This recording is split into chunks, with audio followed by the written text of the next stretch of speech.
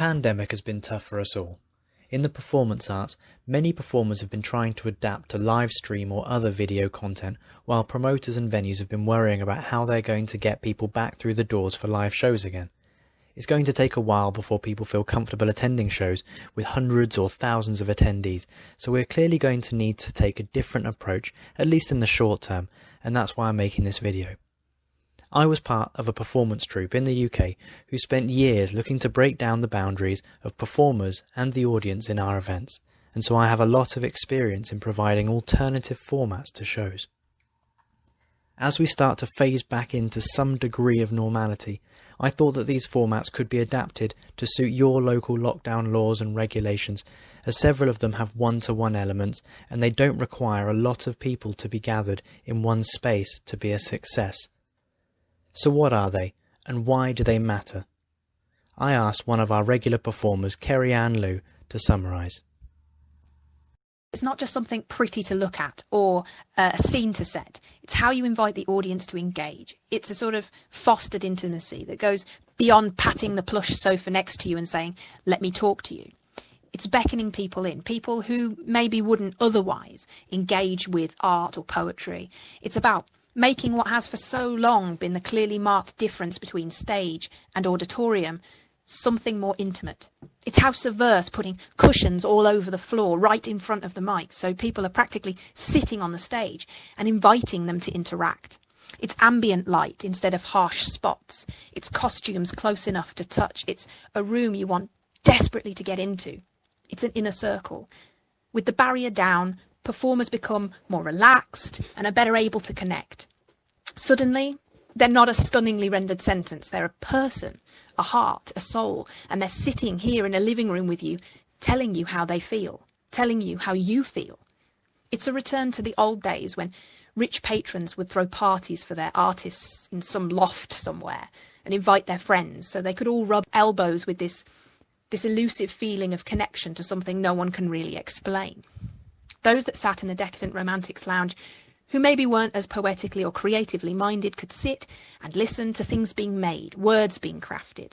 They could sit there with the typewriter going and the smell of paint and feel close to that fire of creativity. It's not a white page you read on the train. It's a memory being made, one that stays with you. And it does. I mean, people remember attending these things. They still talk about them years later. It's not just a performance. It's an experience, and it belongs to both the performer and audience. You didn't just read it somewhere. You were there. The Poetry Brothel is the first of these shows. This is about creating two lavishly adorned spaces. One, a parlour with bohemian music, live burlesque, poker being played which you can join in on, and all sorts of people mingling together. Clearly, in times of COVID, this room would need to be adjusted, but I'm sure you could get creative with that. The second room is the so-called brothel. It's an exclusive-looking, possibly candlelit, quieter room with an assortment of poets inside, cushions on the floor, low tables, fruit, possibly a private bar too. I'll make a video about how to host a poetry brothel in the future, but just as a quick walkthrough from the audience's perspective for the time being. They would traditionally be handed a menu in the parlour and asked to choose a poet. Then they would be led to the entrance of the second room, the brothel, to pay the host the poet's fee. Finally, they would be led inside to receive an intimate, one-on-one poetry reading from their poet of choice in a private corner. And once they were finished, the punter is then led back to the ambience of the parlour. The second show was the study or lounge of the Decadent Romantics. This was never a formal show.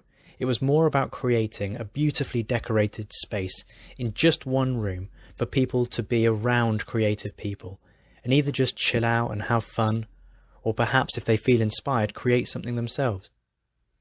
We went with the aesthetic of a study, with a large ornate table the focus of the room, with all sorts of antique trinkets all over it.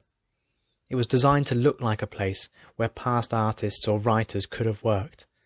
And away from the table, lots of cushions, rugs and comfortable chairs. I would bring my old 70s audio setup, stick on strange days by the doors, and we'd all just sit there drinking wine, reading poetry, sketching, and just generally having a good time. The third show, the Carnival of Artisans, was all about the intimacy of a one-on-one connection with all sorts of artists. It takes place in one gated room, or a marquee, or a yurt, or something else.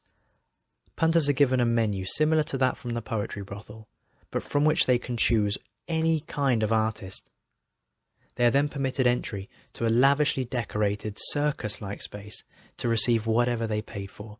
It could be a personal drawing, some body paint, a tarot reading, a private singer, a private magic show, an acoustic musician performing just for you, and loads more. People were then free to choose other artists if they fancied it, or just simply hang out there for as long as they liked, just as they did in the study, bathing in the ambience of the show. Finally, we must mention the House of Verse as a happy medium between the intimate, one-on-one experiences that you receive in shows like the Brothel, the Study and the Carnival, and then the standard live performances that we're all used to. It was this blend of fostered intimacy with the comfort of a standard stage-type performance that we're all used to, which made House of Verse so special. They took the idea of breaking down the boundaries of performer and audience, quite literally, often ensuring that the fabulously decorated stage was at the same level as the audience, and in front of that area there was a cascade of cushions from which the audience could watch the show. They were also regularly encouraged to dance or otherwise join in with various different performances that were happening right in front of them, so that they were no longer just watching a show, they'd become part of the show. And often, miniature versions of so-called brothels or carnivals, like I mentioned before, would be held as a sideshow during the breaks and as an after-party, which gave that evening stage performers the opportunity to earn a little bit of extra money on the side, and it gave the audience an extra opportunity to get a private performance just for them. All of these shows could be tweaked to suit live performances when we start to emerge out of the pandemic. Unfortunately, there's no out-of-the-box blueprint I can offer, but I do know that shows with smaller numbers are clearly going to be the way forward for the time being, whether that's the one-to-one kind of shows like I talked about, or having more people in a venue but spread out comfortably, perhaps, yes, using cushions on the floor. But either way, I hope this video inspires you to realise that there are many different ways of hosting live shows, and that you don't need to feel constrained to the age-old idea of a performer on stage and hundreds or thousands of people gathering in close proximity to watch them. Things can be done far more intimately, and just because shows are scaled down, it doesn't mean they have to lose anything, as long as the format's right. And that's even if it only involves 2 people. So this means that they can also be done far more safely in future. It just requires a little bit of creativity when it comes to event organising, and lateral thinking, being able to roll with the punches as we go.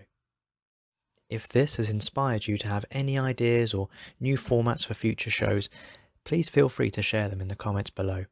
And if you'd like to host your own or perform at any of these show types, tweaking the formats for your own purposes in the wake of the pandemic, I'll be following this video up with a short series of free instructional videos very soon. In these, I'll delve into the step-by-step process of hosting a brothel, study and carnival, and I'll also be speaking with Jenny Hibbard, the mastermind behind House of Verse, who will do the same. If you like this video, please remember to tap the like button.